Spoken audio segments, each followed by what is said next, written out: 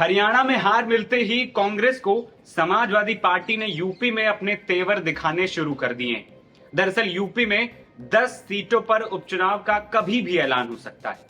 बीते लोकसभा चुनाव में एक साथ चुनाव लड़कर अच्छा प्रदर्शन करने वाली सपा और कांग्रेस इस चुनाव में भी एक साथ उतरने वाली थी, लेकिन लगता है कि अखिलेश यादव इस मूड में दिख नहीं रहे, क्योंकि हरियाणा में कांग्रेस का हाल देख अखिलेश अपने तेवर पूरी तरीके से बदल चुके हैं और 10 में से 6 सीटों पर अपने प्रत्याशी भी उतार दिए। कई दिनों से सपा और कांग्रेस में सीटों को लेकर खटपट की खबरें थीं। कांग्रेस जहां 5 सीटों की मांग कर रही थी, तो सपा सिर्फ 2 ही सीटें देने के मूड में लग रही। और अब जब 6 सीटों पर प्रत्याशी सपा ने उतार दिए हैं, ऐसे में सपा के तेवर साफ हैं कि भाई हम तो पीछे नहीं हटने वाले।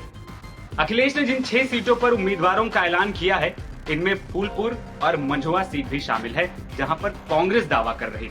सपा ने करहल से तेज प्रताप यादव, सीसामऊ विधानसभा सीट से नसीम सोलंकी, फूलपुर से मुस्तफा सिद्दीकी, मिल्कीपुर से अजीत प्रसाद, कटेहरी से शुभावती वर्मा और मंझुआ विधानसभा सीट से डॉक्टर ज्योति बिंद को प्रत्याशी बना दिया।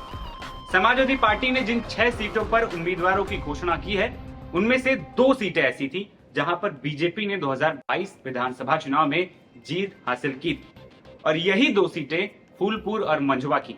इन दोनों ही सीटों पर गठबंधन के तहत कांग्रेस अपनी दावेदारी पेश कर रही थी, लेकिन अब सपा ने उम्मीदवारों की घोषणा करते हुए कांग्रेस को एक बड़ा झटका दे दिया।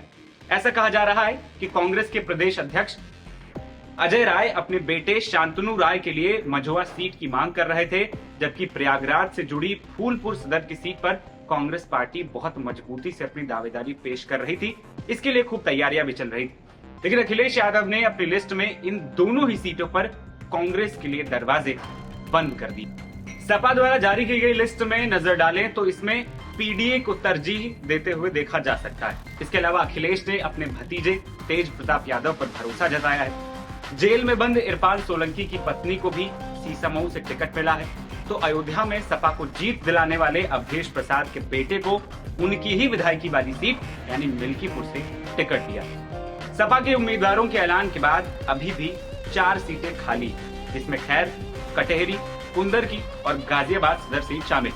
4 में से 2 सीटें ऐसी हैं जिन पर सपा का विधायक पहले से था।